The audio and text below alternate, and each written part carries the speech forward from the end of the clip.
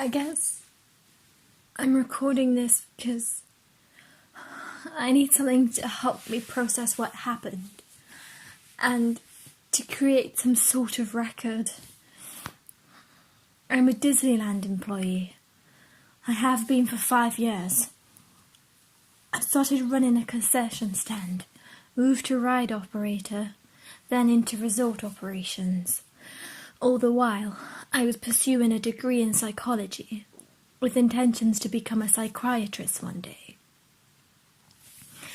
After I graduated, I continued working at Disneyland while I applied to grad school. To my surprise, Disney offered me a job, something that would allow me to work in my field. Kind of. And stay in the park. Job title: Mental Health Assistant. I've been in this role for exactly a week. First week, worst week, last week. I haven't been fired yet, but let's just say I'm expecting a call. Let me back up a bit. Deaths in Disneyland are rarely reported on, courtesy of the sophisticated PR team of a $168 billion company. Suicides, anyway, are rarely reported on. That shouldn't surprise anyone. So, what do you think happens when there is a suicide in a Disney park? It doesn't happen. Not to the outside world, anyway. Families of victims, innocent bystanders, or anyone else affected by suicides inside the park genuinely go away with a generous cash offer and a thick non-disclosure agreement. A disturbing online community has developed over the past year. A group that encourages its members to kill themselves in Disneyland. It's called the Disneyland Suicide Pact, or DSP for short. The stated purpose is to serve as a metaphor to illuminate the stark contrast between the happiest place on earth and the utter horror and darkness of suicide. A metaphor that people who are happy on the outside can be dead inside. For some, it is a callback to when they were last happy. I think their actual purpose is to terrorize innocent people, to forever pervert happy childhood memories for the handful of people who happen to see the aftermath of suicide before the staff cleans up. The suicides have become more frequent in recent months, leading Disney to create the mental health assistant role. They told me I was the ideal candidate. Someone young and hip enough to speak the internet language of the DSP community. Someone well versed in the park itself, and someone with a psychology background, however meager that may be. In the 2 weeks preceding my job offer, 4 suicides happened in the park. Calvin Goodwin took a fistful of pills, then got on the Star Tours ride, died in the middle of it. Clifton Hedges pretended to fasten his seatbelt on the Guardians of the Galaxy Tower ride, finagled his way out of the elevator near the top, and jumped 200 feet down the elevator shaft, dying instantly upon hitting the top of the ascending elevator cabin. Patrick Brahill climbed off a Pirates of the Caribbean boat and hit the pirate's lair scene. He slit his throat and bled out. He wasn't found until the next morning. Jenny Davis scored an overnight stay in the highly coveted Princess Castle, only to jump to her death in the middle of the night. And I bet you've heard of none of these. They're not in the news. They're not on the list of incidents at Disneyland Park Wikipedia page. They're not on YouTube. They're nowhere. That's the power of Disney PR at work. I'd like to think Disney wants the trend to stop out the goodness of their hearts. But let's be real. It's all about the bottom line. If they're witnessing patrons, or the victims' families talk too much, despite the non-disclosure agreements and cash settlements, it can have a lasting effect on park visits. A $168 billion company can keep a lot of people quiet. But how many? In my first couple of days on the job, I generated a fake online persona for Dave Karat, a name I thought while driving past a Wendy's, founded by Dave Thomas, and then looking down at my coffee cup. The lid was imprinted with Karat. I created an account on Facebook, and a few others. Once it was believable enough, I applied for the Disneyland Suicide Pact's online community, appropriately named the Musketeers. I was accepted a day later. Just to be clear, you don't have to make a suicide pact in order to join the Musketeers. Anyone can join after a light vetting. Once you're ready to join the pact, you undergo a heavy vetting, something that Dave Karat probably wouldn't pass. And once you pass the heavy vetting, you're awarded a Mickey Mouse badge that accompanies your username on the site. After being accepted, I began clicking on all the usernames of the Mickey Mouse badge, trying to determine who the next victim may be. I quickly flagged 4 users as short-term risks, those that talked seriously about suicide in the park and appeared to be planning a trip. But one stood out above the rest. Her username was Beauty or Beast. Her profile picture showed a gentle girl with long blonde hair, probably 16 or 17 years old. She was very forthcoming about her life, detailing her reasons for suicide and why Disneyland is the ultimate venue. She mentioned the nostalgia of the Haunted Mansion on 3 different occasions. I saw her and others talking extensively about Death Day a couple weeks earlier. Upon a bit more investigation, I discovered that Death Day referred to December 15th, the day Walt Disney died. December 15th was only a few days away. Beauty or Beast mentioned that her family was planning a trip to California during the week of December 15th, and that she may, in fact, be in the park on Death Day. Someone suggested that perhaps the stars have aligned for her. I private messaged her, asking what her plans were, saying that I may be in the park for Death Day. She messaged me back quickly and said she wasn't sure, that she didn't want to ruin the day for her family. My heart broke. I asked if she'd do it in the Haunted Mansion. She said she didn't know. Of course she did know. That and so much more. She told me her plan was to push for her family to go to the park on December 14th. Then she'd say she's meeting a friend and ditch her family just before park closing. Really, she'd hide in the park overnight, something that's much easier than people think. Then, kill herself right before park opening on Death Day. I knew that the online community was a toxic place for her. That if I could talk to her in person, I could help her. I told her to message me when she knew her plans, 'cause I might be there too. She told me she would. She said her name was Shay Kane. On the morning of December 14th, I messaged Shay to see what time she was getting to the park. She didn't respond. She had changed her profile picture to a dark picture of Walt Disney. I spent most of the days standing in the security control room, watching the turnstile camera feed. It's common for at-risk kids to change their appearance shortly before committing suicide, especially girls. So she must have slipped through unnoticed, because I never saw her come in.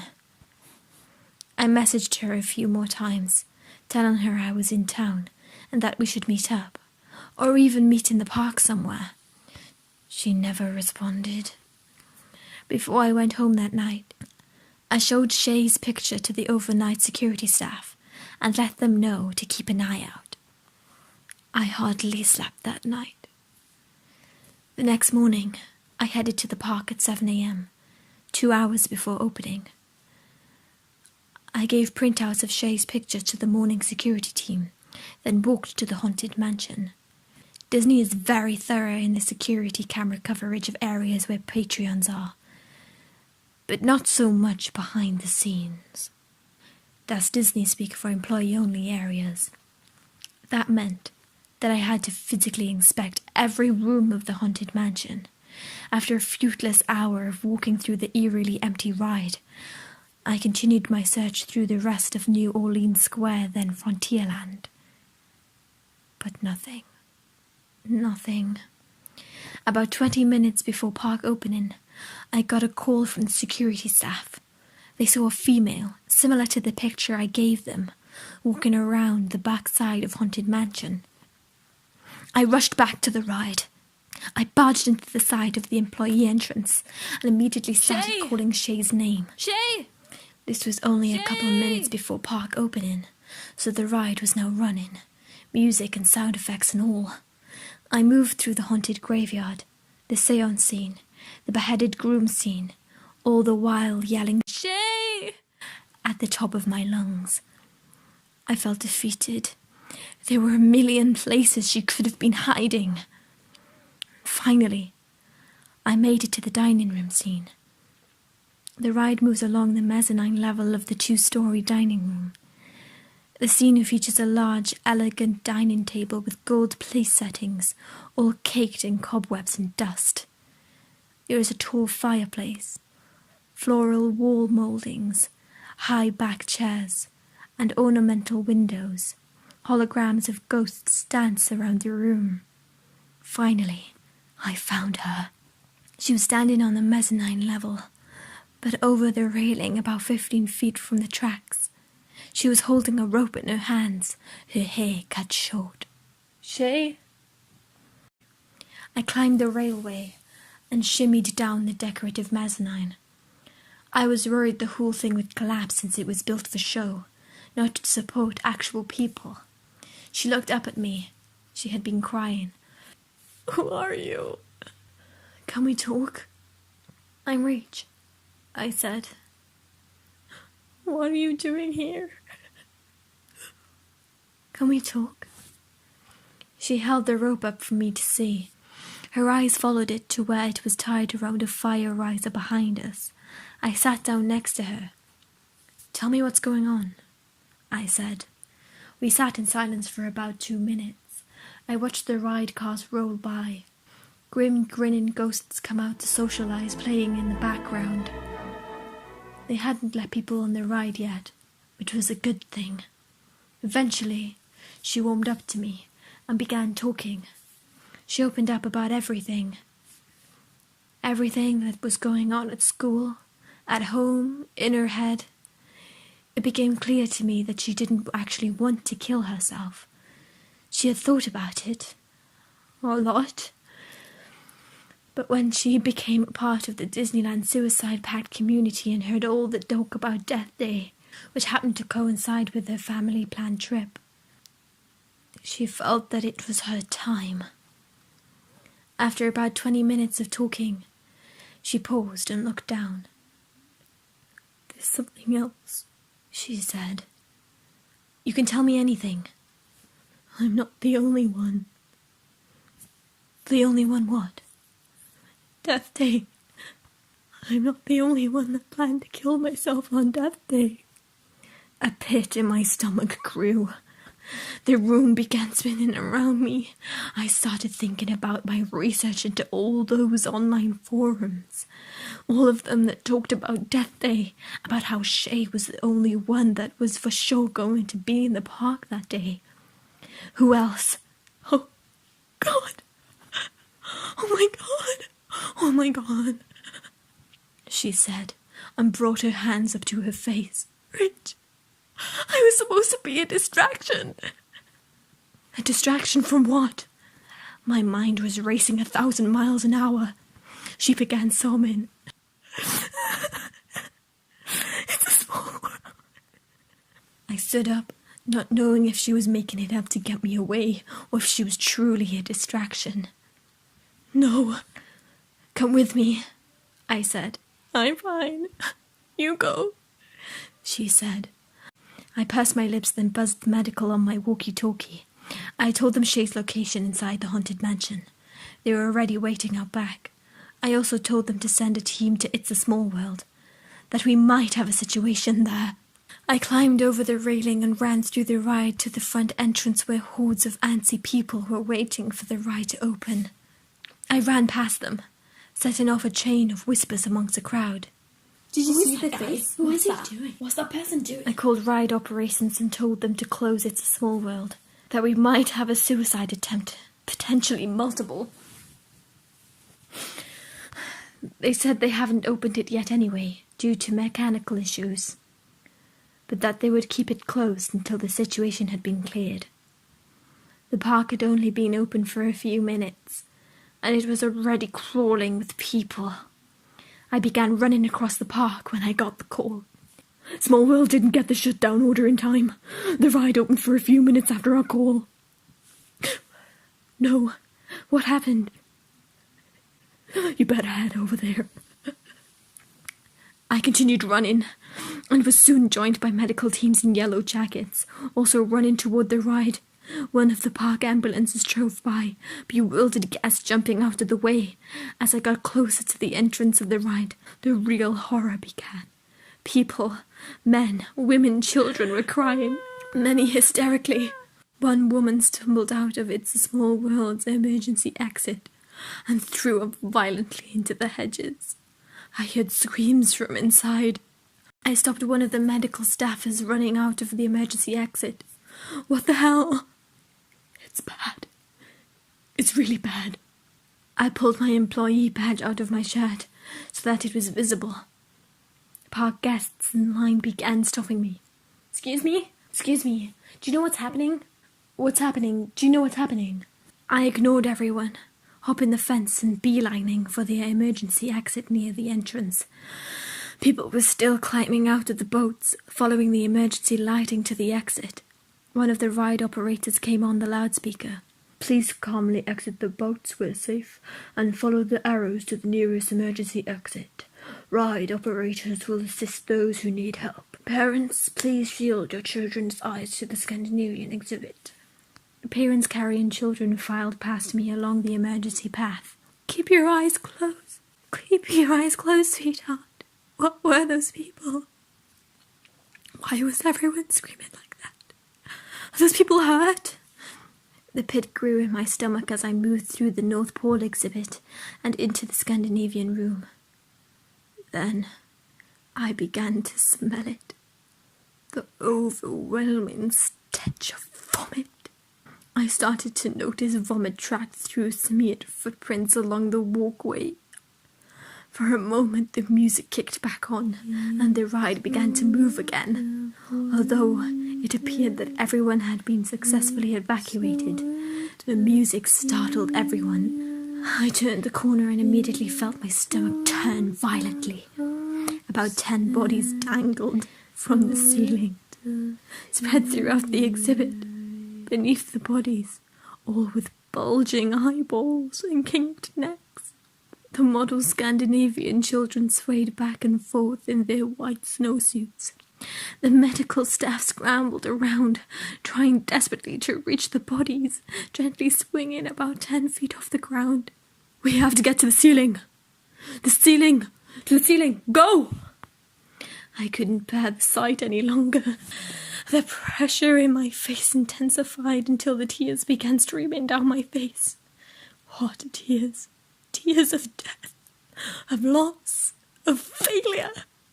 Tears of the hundreds of friends and family members that would be impacted by these suicides. I climbed back through the emergency exit, through the North Pole exhibit, and into the sunlight. I caught a whiff of vomit and felt the churning in my stomach pick up again. I ducked behind one of the hedges and vomited. Are you okay?" one of the guests waiting in line asked. I looked up at them. Go find another ride. I radioed the medical office asking if they knew if Shay made it out of the haunted mansion safely. I began walking that direction while I waited to get an answer. Eventually, they came back. Shay appears to have left. I was shocked. Like, they let her go? No, she made it back to the medical office, then slipped out before she was evaluated. I began running to the medical office, near the front of the park. The closer I got to the front gates, the more chaotic it got. Crowds of families were running for the exits. The customer service lines were packed 50 people back. Guests demanding refunds, I imagined. Disney is great at covering up incidents in isolation. But when 10 people commit suicides on one of the busiest rides, right at opening, that's hard to recover from. The medical office was nearly empty, since the suicide victims had all been taken by ambulance to various hospitals in the Anaheim area. I took a deep breath and looked around, so eerily empty, so void of life. I walked out of the back door of the medical office and looked around. I wonder if the pandemonium had spread to the entire park, or only to those that had seen the ambulances and medical staff running around, and those that saw the direct aftermath of the suicides, of course. I walked along the service road behind Disney City Hall, looking through the fence into the thick brush that lays just beyond the park boundaries. There stood Shay. She stood about 20 feet behind the fence, amongst the trees and bushes. She saw me and stepped forward. I opened my mouth to speak, and then realized I had no idea what to say. She smiled, turned around, and disappeared into the brush. Out of everything I saw that day, Shay's smile is what I think about most often. Was it one of gratitude? A smile that says, "You saved my life"? Or was it sinister? A smile that said, "I played you as a fool"? She told me her job was to serve as a distraction. Whether she was planning on killing herself that day or not, she succeeded.